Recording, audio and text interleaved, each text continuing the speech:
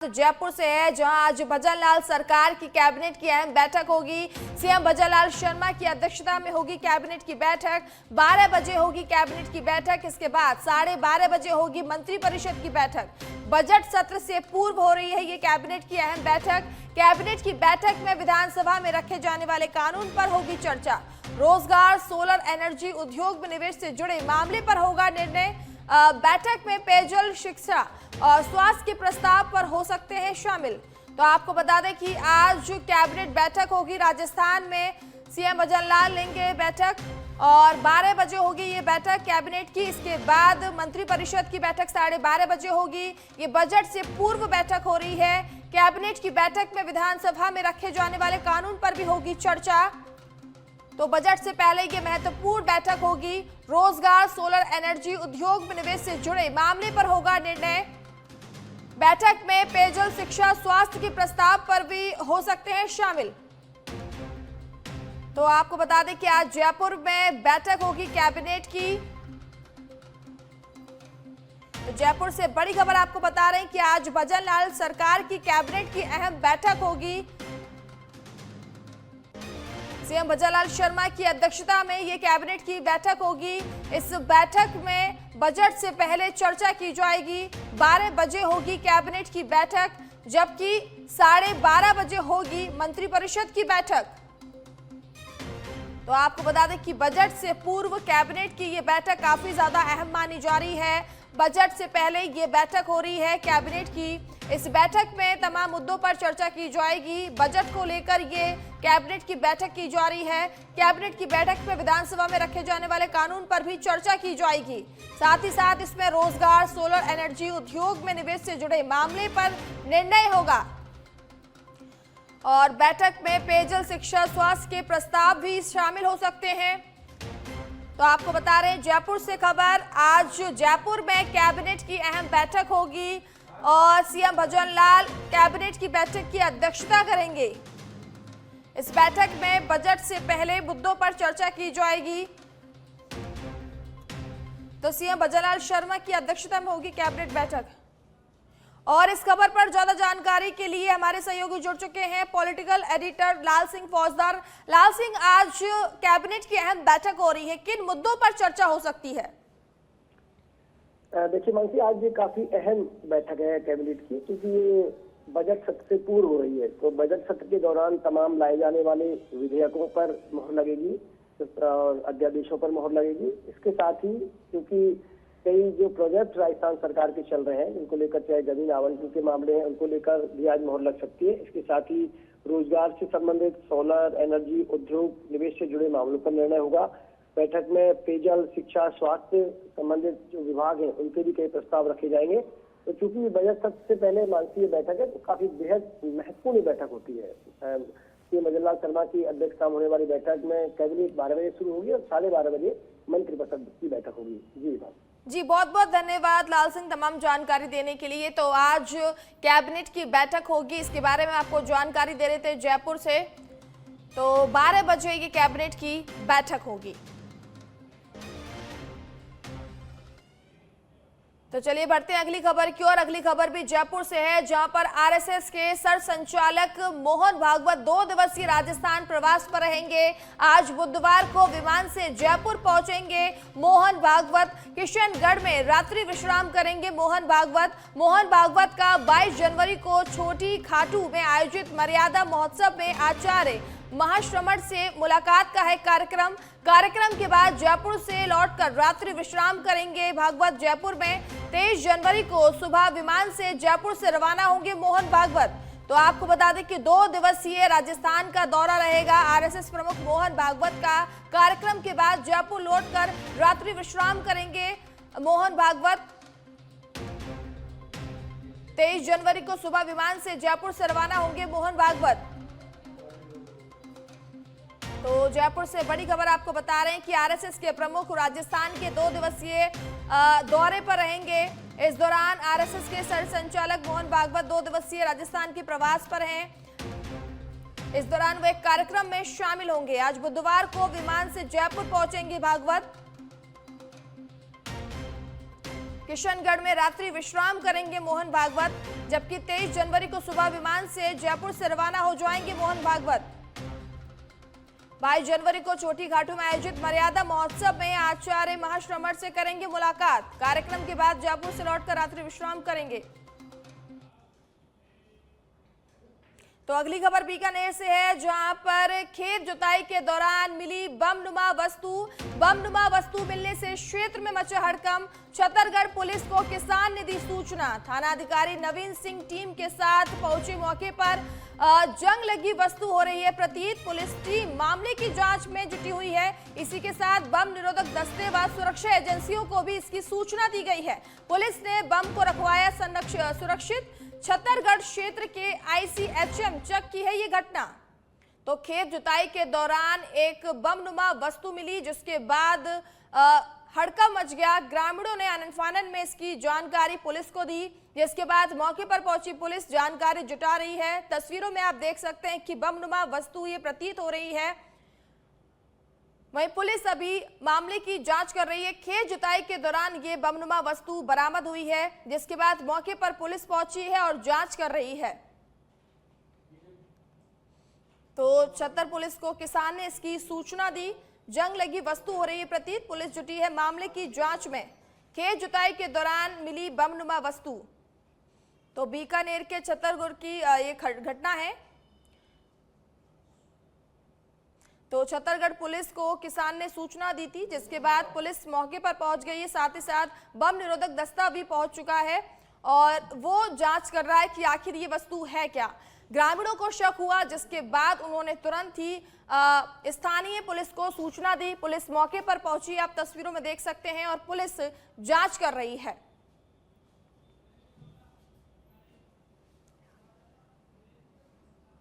और इसी खबर पर ज्यादा जानकारी के लिए सुरेंद्र जुड़ चुके हैं। सुरेंद्र, आखिर ये बमनुमा वस्तु मिली है, क्या अपडेट है इस खबर पर? जी बिल्कुल, देखिए मानसी, जिस प्रकार से छतरगढ़ थाना क्षेत्र के चक एक CHM का मामला है, जहां पर एक किसान अपने खेत में जुताई कर रहा था, इसी दौरान ये बमनुमा वस्तु है वो किसान को मिली। इसके बाद में किसान के द्वारा इसकी सूचना है वो छतरगढ़ पुलिस को दी गई।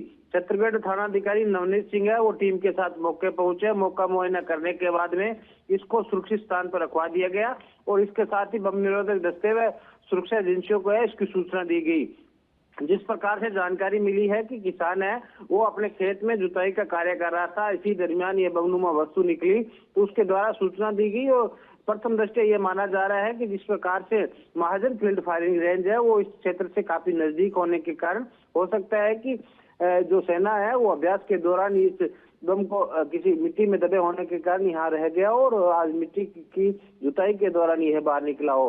इससे माना ये जा रहा है कि ये बम है वो जिस प्रकार से सुरक्षा एजेंसियों को सूचना दी गई है, उनके आने के बाद में ही आगे की कार्रवाई है वो फिलहाल की जाएगी।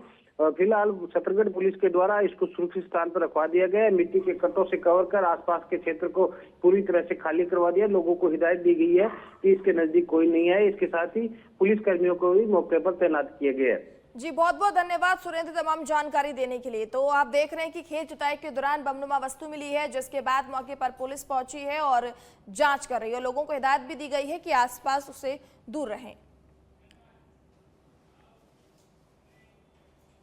तो चलिए बढ़ते हैं अगली खबर की और अगली खबर जयपुर से है, जहां पर राजस्थान के 2 भाजपा नेताओं को बड़ी जिम्मेदारी मिली है। पुनिया और परनामी को निगम चुनाव में बड़ी जिम्मेदारी दी गई है। भाजपा की नवनियुक्त राष्ट्रीय अध्यक्ष नितिन नबीन ने जारी किए हैं आदेश। पूर्व प्रदेश अध्यक्ष अशोक परनामी को तेलंगाना के नगरीय निकाय चुनाव में बनाया गया है सह प्रभारी। पूर्व प्रदेश अध्यक्ष हरियाणा के प्रभारी सतीश पुनिया को ग्रेट बेंगलुरु नगर निगम के चुनाव के लिए संयोजक किया गया है नियुक्त। पुनिया और परनामी को जिम्मेदारी देना राजनीतिक हलकों में अहम माना जा रहा है। सियासी गलियारों में चर्चा है कि नितिन नबीन की टीम में राजस्थान के कई वर्ष के नेताओं को जिम्मेदारी मिल सकती है। तो आपको बता रहे हैं कि राजस्थान के 2 नेताओं को बड़ी जिम्मेदारी दी गई है। तो जयपुर से बड़ी खबर आपको बता रहे हैं। राजस्थान के 2 भाजपा नेताओं को मिली है बड़ी जिम्मेदारी। तो राजस्थान के 2 वरिष्ठ नेताओं को मिली है बड़ी जिम्मेदारी। पुनिया और परनामी को निगम चुनाव में मिली है बड़ी जिम्मेदारी। पूर्व प्रदेश अध्यक्ष अशोक परनामी को तेलंगाना के नगरीय निकाय चुनाव में बनाया गया है सह प्रभारी, जबकि पूर्व प्रदेश अध्यक्ष हरियाणा के प्रभारी सतीश पुनिया को ग्रेट बेंगलुरु नगर निगम के चुनाव के लिए संयोजक किया गया है नियुक्त।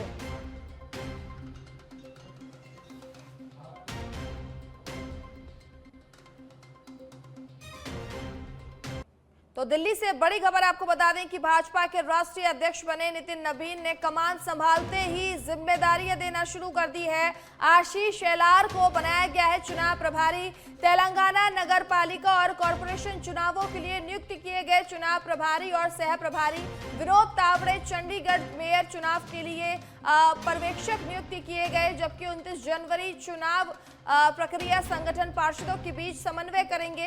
इस संबंध में नियुक्ति पत्र पार्टी के राष्ट्रीय महासचिव और मुख्यालय प्रभारी अरुण सिंह द्वारा जारी किया गया है। तो विनोद तावड़े चंडीगढ़ मेयर चुनाव के लिए पर्यवेक्षक नियुक्त किए गए हैं। 29 जनवरी चुनाव प्रक्रिया है, संगठन पार्षदों के बीच समन्वय करेंगे। तो आपको बता रहे हैं कि इस संबंध में नियुक्ति पत्र पार्टी के राष्ट्रीय महासचिव और मुख्यालय प्रभारी अरुण सिंह द्वारा जारी किया गया है। दिल्ली से बड़ी खबर आपको बता रहे हैं, राष्ट्रीय अध्यक्ष की कमान संभालते ही नितिन नबीन ने सौंपना शुरू की जिम्मेदारियां।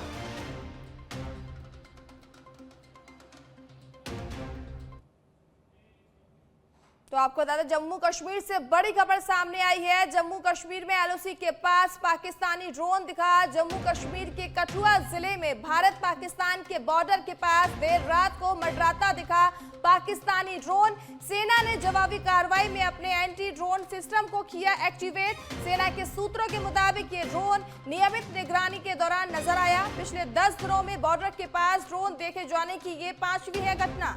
इससे पहले 17 जनवरी की शाम को एलओसी से सटे रामगढ़ सेक्टर में भी देखा गया था ड्रोन। तो जम्मू कश्मीर से बड़ी खबर आपको बता रहे हैं कि पाकिस्तानी ड्रोन नजर आया है। पिछले 10 दिनों में बॉर्डर के पास ड्रोन देखे जाने की ये 5वीं घटना है। तो देर रात पाकिस्तानी ड्रोन नजर आया है। इससे पहले 17 जनवरी की शाम को एलओसी से सटे रामगढ़ सेक्टर में भी देखा गया था ड्रोन। जम्मू कश्मीर से बड़ी खबर।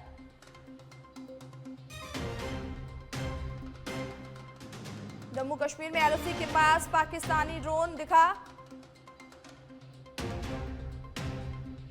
जम्मू कश्मीर के कठुआ जिले में भारत पाकिस्तान बॉर्डर के पास देर रात को मंडराता दिखा पाकिस्तानी ड्रोन।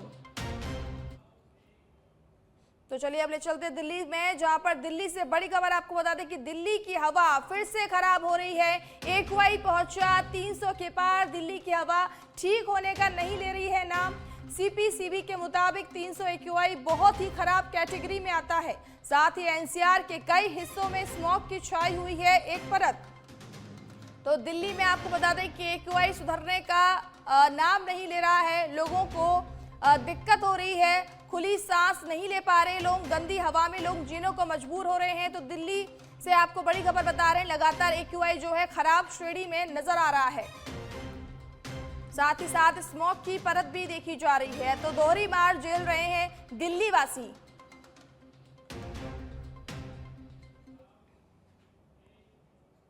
मौसम विभाग ने अलर्ट जारी किया है। एमपी, राजस्थान सहित 5 राज्यों में बारिश की संभावना जताई है।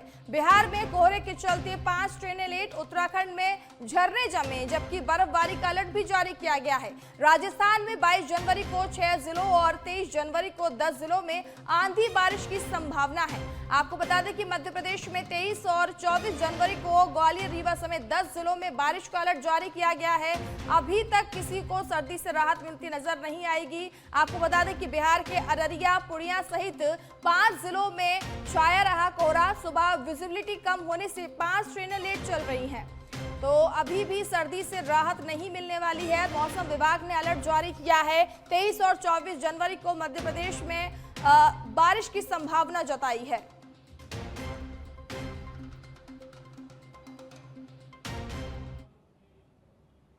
तो जयपुर के श्री गंगानगर से खबर है, जहां श्री करणपुर केशरी सिंहपुर में क्षेत्र में कोहरे की धुंध छाई हुई है।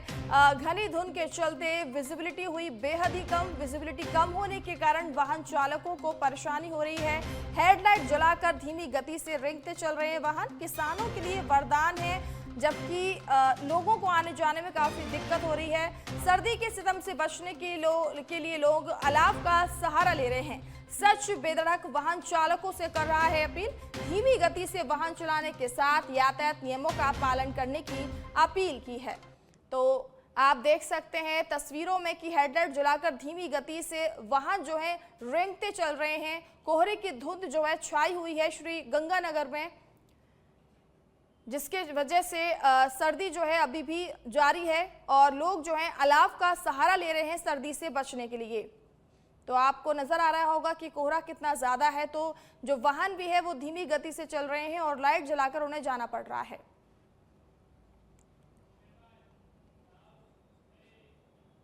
उत्तर प्रदेश के सीएम योगी आदित्यनाथ ने मेघालय के स्थापना दिवस की बधाई दी। पुरातन परंपराओं का अनूप प्रतीक है मेघालय। सीएम योगी ने कहा, मेघालय वासियों को मेघालय के स्थापना दिवस की बधाई दी है। मुख्यमंत्री योगी आदित्यनाथ ने मेघालय उन्नति और प्रगति के लिए नए आयाम गढ़े, ऐसा सीएम योगी ने कामना की है। मेघालय विकास की नवीन ऊंचाइयों को स्पर्श करे।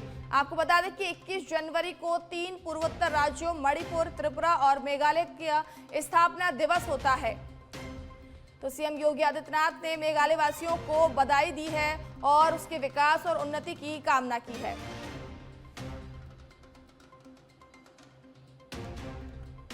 तो उत्तर प्रदेश के सीएम योगी आदित्यनाथ ने मेघालय के स्थापना दिवस की बधाई दी है।